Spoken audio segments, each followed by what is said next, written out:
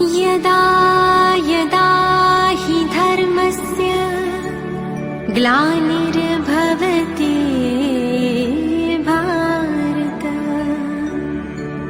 अभ्युत्थानम् अधर्मस्य तदात्मानं सृजाम्यहम्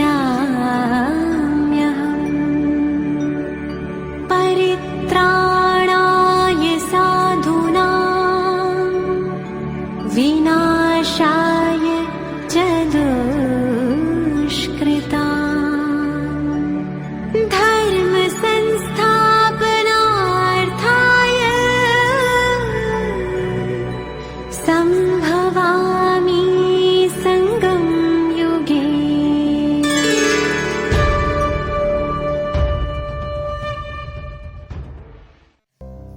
ஓம் சாந்தி. அவ்யக்த முரளி தேதி 17 ஏப்ரல் 1969। ब्राह्मणों का मुख्य संस्कार सर्वस्व त्यागी। பிராமணர்களின் முக்கிய சம்ஸ்காரம் அனைத்தையும் தியாகம் செய்வது, सर्वस्व त्यागी। आप सभी का संगठन खास किस लिए मंगाया है? பாபா கேட்குறாரு, நீங்கள் அனைவரும் இங்கு எதற்காக குழுவாக கூடப்பட்டிருக்கிறீர்கள்? संगठन के लिए मुख्य 4 बातें जरूरी है। குழுவிற்காக முக்கியமாக 4 விஷயங்கள் தேவைப்படுகிறது।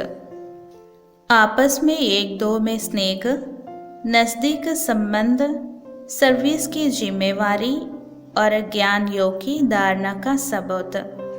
முதல் விஷயம், தங்களுக்குள் ஒருவருக்கொருவர் அன்போடு இருக்க வேண்டும். 2வது, நெருக்கமான சம்பந்தத்தோடு இருக்க வேண்டும். 3வது, சேவையின் பொறுப்புடையவராக இருக்க வேண்டும். 4வது, ஞான யோகத்தை தாரணை செய்து அதன் நிரூபணம் கொடுப்பவராகவும் இருக்க வேண்டும்। इन चारों बातों में तैयार हो? இந்த 4 விஷயங்களிலும் தயாராக இருக்கிறீர்களா? एक दो में स्नेही कैसे बनना होता है? ஒருவருக்கொருவர் அன்பானவராக எப்படியாவது? स्नेही बनने का साधन कौन सा है? அன்பானவராக ஆவதற்கான சாதனம் என்ன?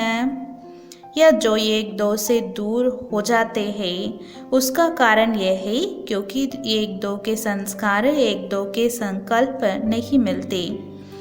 ஒருத்தருடைய சம்ஸ்காரம் இன்னொருத்தரோடு ஒத்து போகாதது, ஒருத்தருடைய சங்கல்பம் இன்னொருத்தருடைய சங்கல்பத்தோடு ஒத்து போகாமல் இருக்கிறது, இதுதான் ஒருத்தரோடு ஒருத்தர் தூர விலகி போகிறதுக்கான காரணம்ன்றார் பாபா। सभी के संकल्प संस्कार एक हो कैसे सकते? அனைவருடைய சங்கல்பமும் சம்ஸ்காரமும் எப்படி ஒன்றாக முடியும்? संस्कार तो हर एक के अपने अपने होते हैं। அங்கே இருக்கக்கூடிய குழந்தைங்க சொல்கிறாங்க, ஒவ்வொருத்தருடைய சம்ஸ்காரமும் அவங்களுடையது தனித்தனியானதாக இருக்குது அப்படின்னு। சங்கமயுகி பிராமணோ கா முக்கிய சம்ஸ்கார கौन सा है? பாபா கேட்குறாரு, சங்கமயுக பிராமணர்களுடைய முக்கியமான சம்ஸ்காரமாக இருப்பது என்ன? சாகார ரூபமேமோ முக்கிய சம்ஸ்கார कौन सा था? சாகார ரூபத்தில் பிரம்மா பாபா சாகாரத்தில் இருக்கும்போது முக்கியமான சம்ஸ்காரமாக என்ன இருந்தது? जो ब्रह्मा का संस्कार व ब्राह्मणों का, இது பிரம்மாவுடைய சம்ஸ்காரமோ அது பிராமணர்களுடைய சம்ஸ்காரமும் கூட। சாகார பிரம்மா का मुख्य संस्कार कौन सा था? சாகார பிரம்மாவுடைய முக்கியமான சம்ஸ்காரமாக என்ன இருந்தது? ब्रह्मा में तो वह संस्कार संपूर्ण रूप से देख लिया। பிரம்மாவிடம் சாகார பிரம்மா பாபாவிடம் அந்த சம்ஸ்காரத்தை சம்பூர்ண ரூபத்தில் நீங்கள் பார்த்துருக்கீங்க। लेकिन ब्राह्मणों में यदा योग्य यदा शक्ति है, ஆனால் பிராமணர்கள்கிட்ட அந்த சம்ஸ்காரம் அவங்கவுங்க தகுதிக்கு ஏற்றார் போல சக்திக்கு ஏற்றார் போல தான் இருக்குது। उनका मुख्य संस्कार था सर्वस्व त्यागी।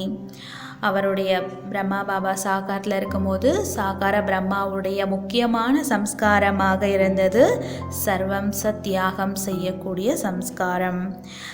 निराहंकारी का मतलब ही है सर्वस्व त्यागी.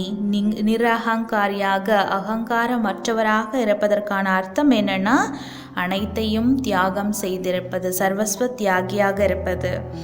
अपना सभी कुछ त्याग कर देते हैं. தன்னுடைய எல்லாத்தையும் பாபா தியாகம் செஞ்சிட்டாரு.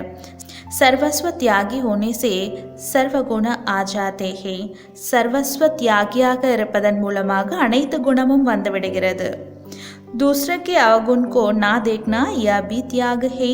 பாபா சொல்றாரு, மற்றவர்களுடைய அவகுணத்தை பார்க்காம இருப்பது இது கூட தியாகம். त्याग का अभ्यास होगा तो यह भी त्याग कर सकेंगे. தியாகம் செய்யக்கூடிய அபியாசம் இருக்கு அப்படின்னா இதை கூட நீங்க தியாகம் செய்ய முடியும்ன்றாரு.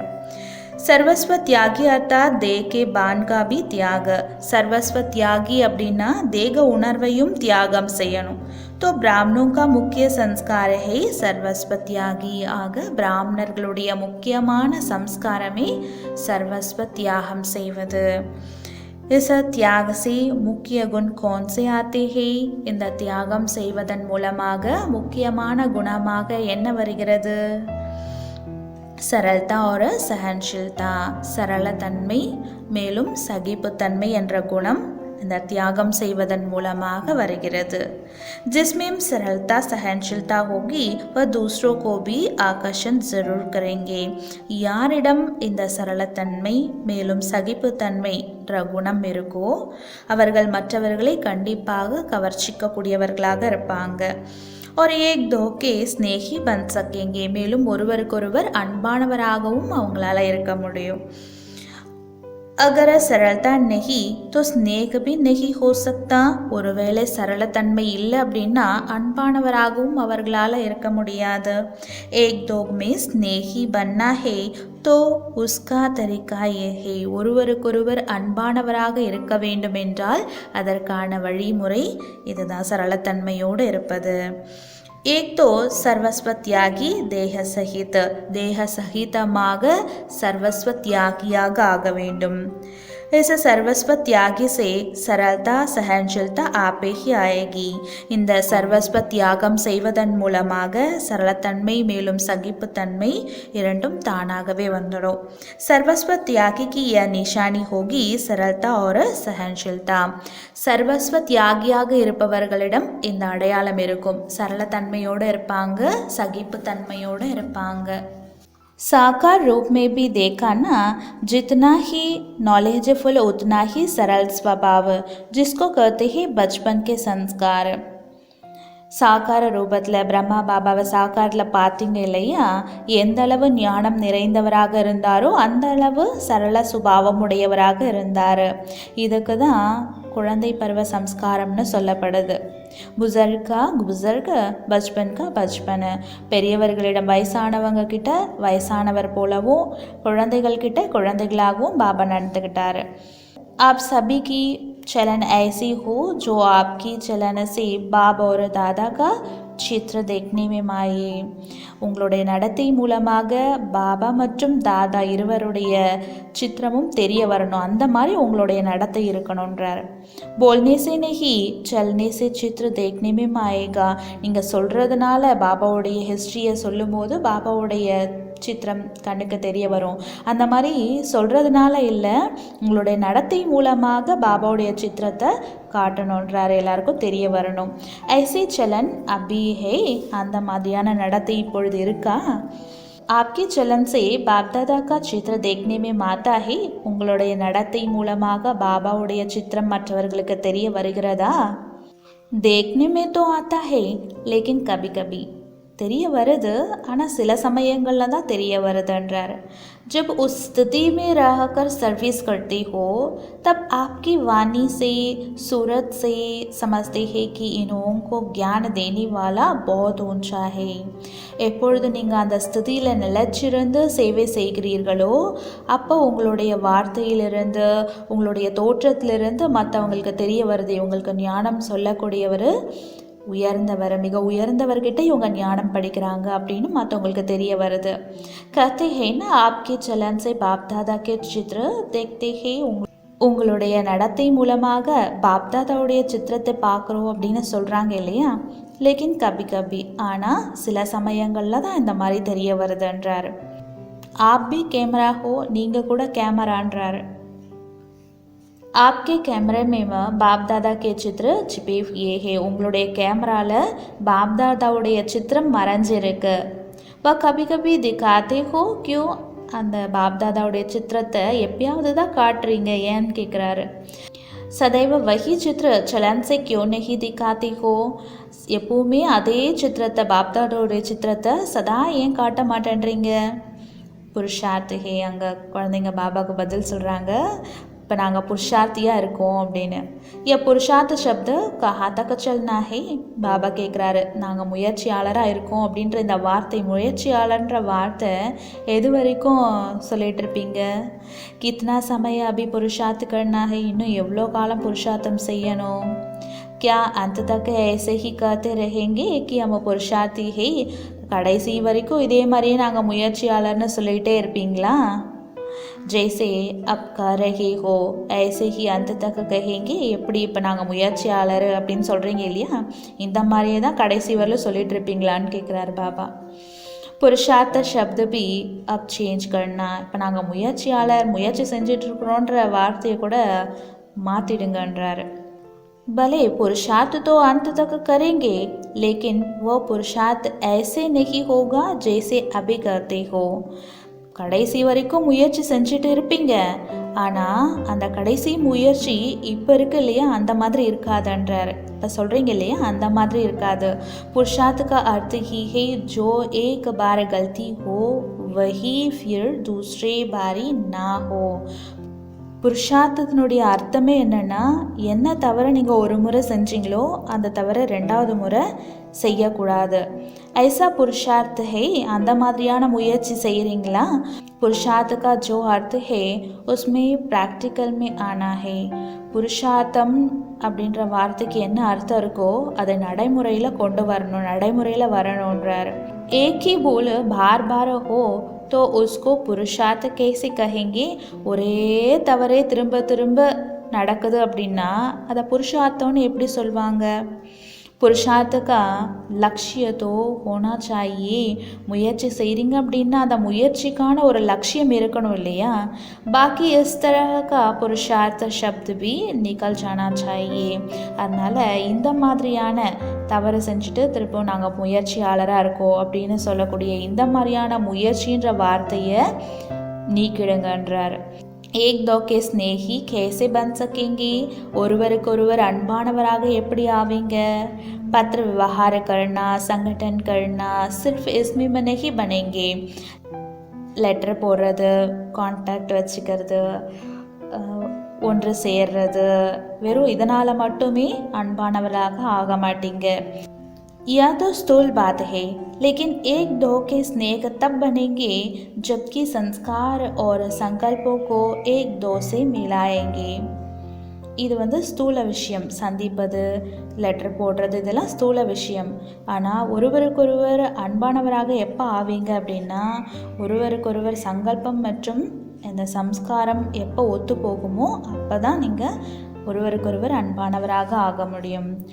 उसका तरीका भी बताया, सर्वस्व त्यागी. सर्वस्व त्यागी की निशानी क्या होगी, அதற்கான வழிமுறையும் பாபா சொன்னார். சர்வஸ்வ தியாகியாக ஆகணும்னு. இந்த சர்வஸ்வ தியாகியினுடைய அடையாளமாக என்ன இருக்கும். சரல்தா, சஹன்ஷீல்தா, சரளத்தன்மை மேலும் சகிப்புத்தன்மை. யா பாத்தே ஜப் தாரன் கரேங்கே தப் ஸ்னேகி பனேங்கே. எப்போ இந்த சரளத்தன்மை மேலும் சகிப்புத்தன்மையை தனக்குள்ளே கொண்டு வரீங்களோ, எப்போ இதை தாரணை செய்கிறீங்களோ அப்போ தான் அன்பானவராக ஆவீர்கள். सरलता लाने के लिए सिर्फ एक बात ज़रूर वर्तमान समय ध्यान में रखनी है. சரளத்தன்மையை தனக்குள்ளே கொண்டு வரணும் அப்படின்னா இந்த ஒரு விஷயத்தை கவனத்தில் வைக்கணும். இப்போ वर्तमान समय देखा जाता है आजकल की स्थिति जो है वह कुछ स्तुति के आधार पर है. இப்போ நிகழ்கால சமயத்தில் பாபா பார்க்குறாரு, இன்றைய காலத்தில் உங்களுடைய நிலை ஸ்திதி எப்படி இருக்குது அப்படின்னா அது புகழினுடைய ஆதாரத்தில் இருக்குது. ஸ்துதி और निंदा दो शब्द है ना, புகழ் மற்றும் இகழ் ரெண்டு வார்த்தை இருக்கு இல்லையா. तो वर्तमान समय स्तुति के आधार पर स्थिति है. ஆக இப்போ நிகழ்கால சமயம் உங்களுடைய ஸ்திதி புகழினுடைய ஆதாரத்தில் இருக்கு. अर्थात जो कर्म करते हैं उनके फल की इच्छा व लोभ रहता है. அதாவது என்ன கர்மம் செய்கிறார்களோ அந்த கர்மத்தினுடைய பலனை அனுபவிக்கணும் அப்படின்ற இச்சை ஆசை இருக்குன்றார். கர்த்தவியக்கே ஃபல் கி இச்சா ஜாதா கரக்தே ஹே. தான் செய்யக்கூடிய காரியத்தின் பலனை அடையணும் அப்படின்ற இச்சை அதிகமாக இருக்கு, அதிகமாக வைக்கிறாங்க. ஸ்துதி நஹி மில்தி தோ ஸ்துதி பி நஹி ரஹதி. புகழ் கிடைக்கல அப்படின்னா ஸ்துதியும் இருக்கிறது இல்லை. ஸ்துதி ஹோத்தி ஹே तो स्तुति भी रहती है. புகழ் கிடைக்குது அப்படின்னா ஸ்துதியும் நல்லா இருக்கு. अगर निंदा होती है तो निधन के बन जाते हैं. अपनी स्टेज को छोड़ देते हैं और धनी को भी भूल जाते हैं. ஒருவேளை நிந்தனை அடைகிறார்கள் அப்படின்னா பாபாவை விட்டுட்டு போயிடுறாங்க, அனாதைகளாக ஆயிடுறாங்க, தன்னுடைய ஸ்டேஜையே விட்டுடுறாங்க, நிலையே விட்டுடுறாங்க, பாபாவையும் மறந்து போயிடுறாங்கன்றார். तो यह कभी नहीं सोचना कि हमारी स्तुति हो. அதனால் நம்ம புகழ் அடையணும், நம்மளை புகழ் பாடணும் அப்படின்னு ஒரு பொழுதும் நினைக்காதீர்கள். ஸ்துதிக்கு ஆதார பர ஸ்திதி நெகி ரக்னா. புகழினுடைய ஆதாரத்தில் உங்களுடைய ஸ்டேஜ் நிலையை வைக்கக்கூடாது. स्तुति के आधार पर स्थिति रखी तो डगमग होते रहेंगे. ஒருவேளை புகழின் ஆதாரத்தில் நீங்கள் உங்களுடைய ஸ்திதியை வைக்கிறீங்க அப்படின்னா இப்போ மேலும் கீழும் ஆகிவிடும். जो अनन्य है उनका प्रभाव दिन प्रतिदिन आप ही निकलेगा. யார் பாபாவுக்கு நெருக்கமாக இருக்காங்களோ, தனிப்பட்டவர்களாக இருக்காங்களோ அவங்களுடைய பிரபாவம் நாளுக்கு நாள் வெளிப்படும். लेकिन प्रभाव में खुद ही प्रभावित नहीं होना है. ஆனால் பிரபாவத்தில் சுயம் தானே பிரபாவிக்கப்பட்டு போயிடக்கூடாது. यहाँ ही फल को स्वीकार कर लिया तो भविष्य फल को खत्म कर देंगे. ஒருவேளை இங்கேயே பலனை அடையணும்னு நினைக்கிறீங்கன்னா எதிர்கால பலனை அழித்து விடுகிறீர்கள். जितना गुप्त पुरुषार्थ उतना गुप्त मददगार उतना ही गुप्त पद बन जाता है. எந்த அளவு மறைமுகமான குப்தமான முயற்சியாளராக இருப்பீங்களோ அந்த அளவு குப்தமான உதவியாளராக, பாபாவின் உதவியை பெறக்கூடியவராகவும் அந்த அளவு குப்தமாக உங்களுடைய பதவியும் உருவாயிடும்ன்றார். दूसरे भले कितने भी महिमा करें लेकिन उनकी महिमा के प्रभाव में खुद प्रभावित नहीं होना. மற்றவர்கள் எவ்வளோதான் மகிமை செஞ்சாலும் சரி, ஆனால் சுயம் நீங்கள் அந்த பிரபாவத்தில் போய் பிரபாவிக்கப்பட்டுடக்கூடாது.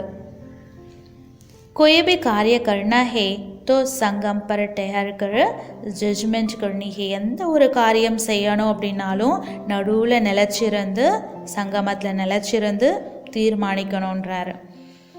क्योंकि आप सभी संगम युगी कहलाते हो. ஏன்னா நீங்கள் எல்லாருமே தன்னை சங்கம யுகத்தை சேர்ந்தவர்கள் அப்படின்னு சொல்லிக்கிறீங்க இல்லையா. அதனால சங்கம யுக சமயத்தில், அதாவது நடுநிலையில் நிலச்சிருந்து ஜட்ஜ்மெண்ட் பண்ணணுன்றார். इसलिए जो भी बात होती है हर बात के दो तरफ तो होते हैं. எந்த விஷயம் நடந்தாலும் அந்த விஷயத்துக்கு ரெண்டு பக்கம் இருக்கு இல்லையா. दोनों तरफ से संगम पर ठहर जजमेंट करनी है. ரெண்டு பக்கத்துக்கும் இடையில சங்கமத்தில் நிலச்சிருந்து அதில் தீர்மானம் செய்யணும், ஜட்ஜ்மெண்ட் பண்ணணும். நான் உஸ் தரஃப் ஜாதா நான் இஸ் தரஃப் ஜாதா. சங்கம் பச்சைனா ஹே. அந்த பக்கமும் அதிகமாக போயிடக்கூடாது, இந்த பக்கமும் அதிகமாக போயிடக்கூடாது, நடுவில் நிலச்சிருக்கணும், சங்கமத்தில் நிலச்சிருக்கணுன்றார். तुम संगम युग ब्राह्मणों का जो भी कर्तव्य चलता है वह संगम पर नहीं चलता है, इस तरफ व उस तरफ चला जाता है. பாபா சொல்கிறாரு, சங்கம யுக பிராமணர்கள் நீங்கள் எந்த காரியம் செஞ்சாலும் அது சங்கமத்தில் நிலச்சிருக்கிறதே இல்லை. ஒன்று அந்த பக்கம் போயிடுது, இல்லை இந்த பக்கம் போயிடுதுன்றார். जैसे आप लोग गृहस्थ व्यवहार में रहते हो और सर्विस में भी मददगार हो तो दोनों तरफ संभालने के लिए बीच में चढ़ना पड़ेगा. எப்படி நீங்கள் குடும்பத்திலேயும் இருந்து சேவையும் செய்கிறீங்களே, சேவையிலையும் உதவியாளராக இருக்கீங்க, அப்போ ரெண்டு பக்கமும் இங்கே சமமாக பார்க்கணும் அப்படின்னா இடையில நிலச்சிருக்க வேண்டியதாக இருக்கும். दोनों बीच की अवस्था में स्थित रहना है. ரெண்டுத்துக்கும் இடைப்பட்ட நிலையில் நிலச்சி இருக்கணும். संगम पर होंगे तो दोनों को ठीक करेंगे. संगमத்தில் நடுவில் இருந்தீங்கன்னா அப்போ ரெண்டுத்தையுமே சரியாக செய்வீங்க. तुम्हारा खान पान पहनना आदि सभी बीज का ही है. உங்களுடைய உணவு பானம் அணிந்து கொள்வது எல்லாமே நடுநிலையானதாக தான் இருக்குது. இஸ் ரீதி ஜட்ஜ்மெண்ட் करते हो. இந்த மாதிரி நீங்கள் ஜட்ஜ்மெண்ட் பண்ணணும், தீர்மானம் செய்யணுன்றார். तो बीच की स्थिति में मिस्थित होकर दोनों तरफ की जजमेंट कर फिर चलना है. ஆக இடைப்பட்ட ஸ்திதியில் நிலச்சிருந்து ரெண்டு பக்கத்தையும் பார்த்து ஜட்ஜ்மெண்ட் பண்ணி பிறகு அதை செயல்படுத்தணும். कई बातों में दिखाई पड़ता है इस तरफ व उस तरफ विशेष हो जाते हो. சில விஷயங்களில் பார்த்தா ஒன்று இந்த பக்கம் இல்லை அந்த பக்கம் விசேஷமாக போய்ட்றீங்க. होना चाहिए बीच में, ஆனால் இருக்க வேண்டியது இடையில தான் இருக்கணும். बीच की अवस्था है बीज बिंदी. இடையில் இருக்கக்கூடிய, அதாவது நடுநிலையில் இருக்கக்கூடிய நிலை வந்து ஒளி புள்ளி, புள்ளி பிந்தின்றார். जैसे बीज सूक्ष्म होता है वैसे बीज की स्थिति भी सूक्ष्म है. எப்படி விதை, அதாவது புள்ளி சூக்ஷ்மமாக இருக்கோ அதே மாதிரி விதை ரூப நிலை, அந்த புள்ளி ரூப நிலை வந்து சூக்ஷ்மமானது. उस पर ही ठहरने की हिम्मत और तरीका चाहिए. அந்த விதை ரூப நிலையில் நிலச்சிருப்பதற்கான தைரியமும் வேணும், அது எப்படி நிலச்சிருக்குதுன்ற விதத்தையும் தெரிஞ்சிருக்கணுன்றார். यह भी लक्ष्य दिया हुआ है, कहाँ बालक हो चलना है कहाँ மாலிக் हो चलना है. இது கூட லட்சியம் கொடுக்கப்பட்டிருக்கு இல்லையா, எங்கே குழந்தையாக ஆகி நடந்துக்கணும், மேலும் எங்கே எஜமானராக ஆகி நடந்துக்கணும் அப்படின்னு. जहाँ मालिक हो चलना है वहाँ बालक नहीं बनना है और जहाँ बालक बनना है वहाँ मालिक नहीं बनना चाहिए. எங்கே எஜமானராக ஆகி நடந்துக்கணுமோ அங்கே குழந்தையாக ஆயிடக்கூடாது, மேலும் எங்கே குழந்தையாக ஆகி நடந்துக்கணுமோ அங்கே எஜமானராக ஆயிடக்கூடாது. या तो बहुतों से गलत फहमी மிஸ்அண்டர்ஸ்டாண்டிங் हो जाती है. இது கூட நிறைய பேர் தவறாக புரிஞ்சுக்கிட்டு மிஸ்அண்டர்ஸ்டாண்டிங் ஆகிடுதுன்றாரு. या भी चेकिंग बहुत करनी है. இதை கூட ரொம்ப சோதனை பண்ணணும். பாலக்பன் भी पूरा तो मालिकपन भी पूरा रखना है. எப்படி குழந்தையாக இருக்கிறதுல முழுமையாக இருக்கீங்களோ அதே மாதிரி எஜமான தன்மையிலையும் முழுமையாக இருக்கணும். इसलिए कहा कि संगम पर ठहरना. இதனால தான் பாபா சொன்னார் நடுவில் நிலச்சிருக்கணும் அப்படின்னு. सिर्फ बालक भी नहीं बनना है और सिर्फ मालिक भी नहीं बनना है.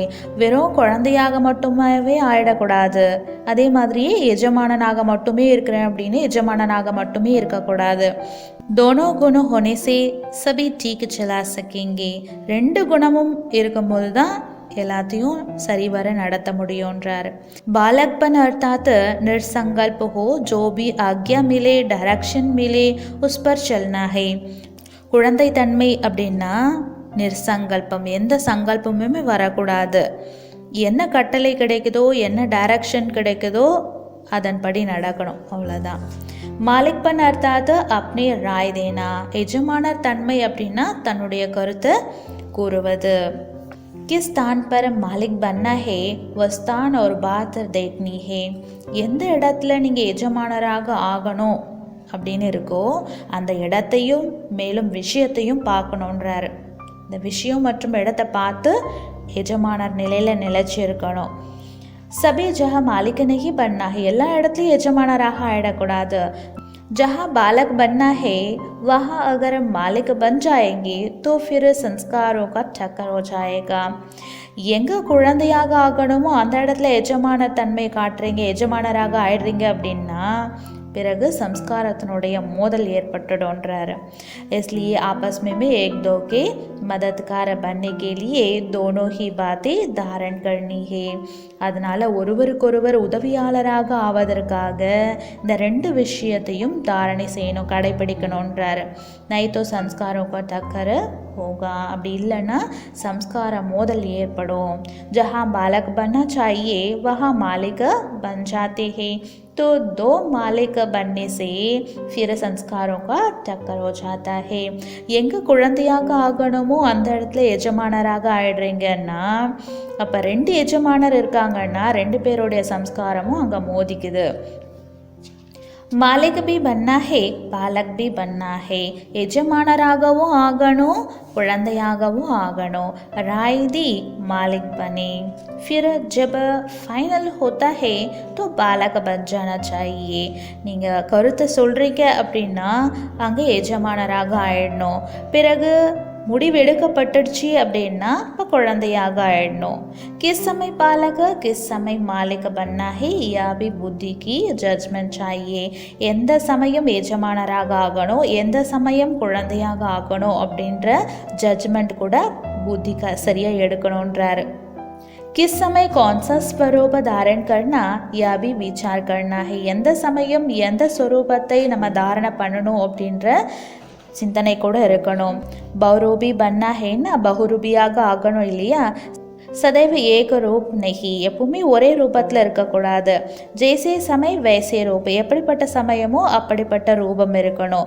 உல்டே ரூபசே பௌரூபி நெகி பன்னாஹே தலைகீழான ரூபத்தில் பௌரூபியாக ஆயிடக்கூடாது சுல்டே ரூபசே பன்னாஹே மிகச்சரியான ரூபத்தில் பௌரூபியாக ஆகணும் அச்சா நல்லது ஓம் சாந்தி